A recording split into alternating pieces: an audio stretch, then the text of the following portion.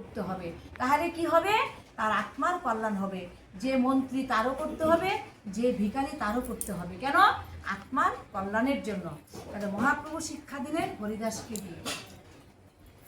শুনো শোনো নিত্যানন্দ, শুনো হরিদাস, সর্বত্র আমার আজ্ঞা করহ প্রকাশ, প্রতি ঘরে ঘরে গিয়ে করো এই ভিক্ষা, বলো কৃষ্ণ ভজ কৃষ্ণ, করো কৃষ্ণ শিক্ষা, দিন অবসানে আসি আমাকে কহিবা। বলছে তুমি দাঁড়ে দাঁড়ে ভিক্ষা করো। কি ভিক্ষা? না, একজন গৃহস্থ ভক্ত বাড়িতে যদি কোনো সাধু সন্ন্যাসী যান, তিনি কিন্তু বলবে না কি গো তোমরা কোথায় আছো, সেটা বলবে না। কি বলবে? বলবে হরে কৃষ্ণ, মা কোথায় আছো, আগে ভগবানের নামটা বলবে। যদি কোনো বৈষ্ণব কোনো ভক্ত যদি তার গৃহে যায়, আগে ভগবানের নাম করবে। কেউ বলবে হরে কৃষ্ণ, কেউ বলবে রাধে রাধে, কেউ বলবে জয় নিতাই। তাহলে নিজেও বলবে হরে কৃষ্ণ, মা কোথা থেকে এসছো, বলবে না? হরে কৃষ্ণ বলবে, বলে তারপরে বলবে। তাহলে মহাপ্রভু নিত্যানন্দ প্রভুকে দিয়ে, হরিদাসকে দিয়ে, কলিহত জীবকে এটা নির্দেশ দিলেন বা শিক্ষা দিলেন যে দাঁড়ে দাঁড়ে গিয়ে ভিক্ষা করো। কি ভিক্ষা? মা এক মুষ্টি চাল দাও, এই ভিক্ষা না, নাম ভিক্ষা। নাম যে কতজন তুমি যে দাঁড়ে দাঁড়ে গেলে কতজন তোমার সঙ্গে এই নাম বলেছে, সেটা হচ্ছে ভিক্ষা। এটা হচ্ছে আত্মার খোরাক। বলছে একটা পরমাত্মা, একটা হচ্ছে পিচাসাত্মা। পিচাসাত্মার খোরাক কি? পিচাসাত্মার খোরাক কি বলো? পিচাসাত্মার খোরাক কি? আমাদের আত্মা দুই রকম। কি? জিনিস খাবে। তাহলে পরমাত্মার খোরাক কি? ভগবানের নাম, ভগবানের প্রসাদ। আর পিচাসাত্মার খোরাক হচ্ছে ভগবানের নাম ভালো লাগবে না, ভগবানের প্রসাদ ভালো লাগবে না, ভগবানের যে একটা কীর্তন হচ্ছে, একটা পাঠ হচ্ছে, কর্ণে শ্রবণ করব, সেটা ভালো লাগবে না। সেটা কি? কার খোরাক? পিচাসাত্মার খোরাক। আর পরমাত্মার খোরাক হচ্ছে ভগবানের প্রসাদ, ভগবানের নাম। এটা হচ্ছে পরমাত্মা। আমাদের আত্মা দুইটা, প্রত্যেকে, একটা পিচাসাত, একটা পরমাত্মা। যখন পিচাসাত্মা নিয়ে আমার হৃদয়ে বিরাজ করে, তখন পিচাসের মতো কর্ম করি, কুবাক্য বলি, কুকথা বলি, কুকাজ করি। যে কাজটা আমাদের পাড়া সমাজে অশোভনীয়, সেই কাজ করি। কে করায়? আমার আত্মা আর আমার মন। একটা কুমন, একটা সুমন, একটা পিচাসাত্মা, একটা পরমাত্মা। আমার যখন সুমন হয়, সুদিকে ধাপিত হয় মনটা। আর যখন মন আমার হৃদয়ে থাকে, তখন কুপথে ধাপিত করে, কুকাজ করায়।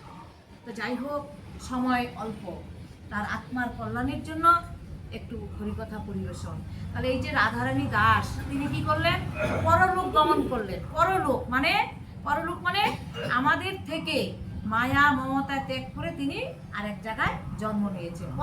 পরলোক মানে আমার কাছ থেকে চলে গিয়ে আর এক জায়গায় তিনি জন্ম নেবেন, তাকে কি বলা হয়? পরলোক। তিনি কি করলেন? পরলোক গমন করলেন। তাহলে পরলোক যে গমন করলেন, তার আত্মার জন্য তো কিছু করতে হবে। আত্মার কল্যাণের জন্য কি করতে হয়? ভগবানের তাকে প্রসাদ দিতে হবে, ভগবানের গুণ কথা তাকে শ্রবণ করাইতে হবে। এটা হচ্ছে আত্মার খোরাক। একদিন হরিদাস মহাপ্রভুকে, হরিদাস ছিলেন জগনকুলের হরিদাস, পিতৃকুল মাতৃকুল হরিদাসের কেউ ছিলেন না।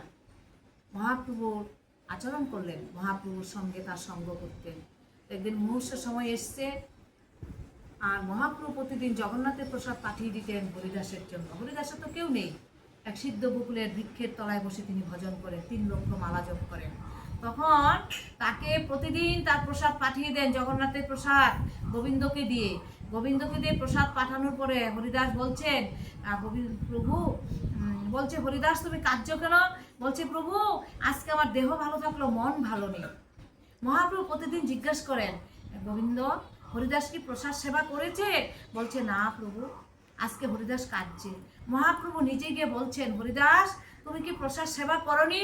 বলছে, প্রভু আমি দেখছি আপনি আমার আগেই লীলা সম্বরণ করবেন। কি তুমি কি করে জানো আমি লীলা সম্বরণ করব? বলছে, প্রভু আপনি যে আগের জন্য আমাকে কথা দিয়েছেন, আমাকে আপনি উদ্ধার করবেন, আপনি তো আমার আগে চলে যেতে যাচ্ছেন। বলছে, না প্রভু, আপনি আমাকে উদ্ধার করে তারপরে আপনি যান। মহাপ্রভু 500 জনকে বললেন এই কথাটা, সব কিছু হরিদাসকে নিয়ে। আজকে হরিদাস আমার আগেই চলে যেতে যাচ্ছেন। 500 জনকে হরিদাসের চতুর্পাশে বসলেন। হরিদাসের মুহূর্ত সময় এসছে। এই সময়টা কিন্তু আমাদের প্রত্যেকের আসবে। এই যে সময়টা মুহূর্ত সময় কাকে বলে? মুহূর্ত সময় কাকে বলে? আমার মৃত্যুর যে সময়টা, সেটা মুহূর্ত সময়। কখন যে কে কোথায় চলে যাবে। এই যে একটা ছেলে চলে গেছে, বলছে যে জন্মদাতা পিতামাতা, কর্ম হচ্ছে বিধাতা, ওর বিধির লিখন, ওইভাবে মৃত্যু, ওইভাবে দিন যাপন করবে, ওইভাবে ও যাবে। কিন্তু মা বাবা, পাড়া প্রতিবেশী, আত্মীয় স্বজন মনকে বুঝ দিতে পারবে না। পারবে? পারবে না। তার কিন্তু চিত্রগুপ্ত খাতায় লিখা। চিত্রগুপ্ত খাতায় যখন লিখে না, যমদূত লিখে না, বিষ্ণুদূত লিখে